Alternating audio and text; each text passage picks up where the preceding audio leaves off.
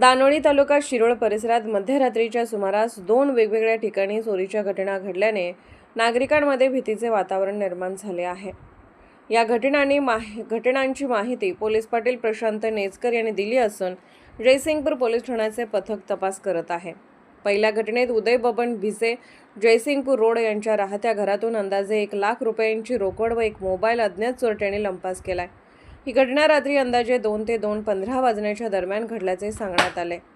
दुसऱ्या घटनेत तुकाराम विष्णू शिंदे राहणार निमशिरगाव रोड दानोळी यांच्या ठिकाणी चोरी झाली। यामध्ये 2 mobile, hero Honda deluxe number दुचाकी आणि 20,000 रुपयांची रोकड चोरट्यांनी चोरून नेल्याची माहिती समोर आली आहे। सलग 2 चोरीच्या घटनांमुळे दानोळी परिसरात खळबळ उडाली असून नागरिकांनी रात्रीच्या वेळी अधिक सतर्क राहण्याची गरज व्यक्त केली आहे। जयसिंगपूर पोलीस घटनास्थळी पंचनामा करून पुढील तपास करत आहेत। स्वयंसिद्धी न्यूजसाठी अभय वाळकुंजे।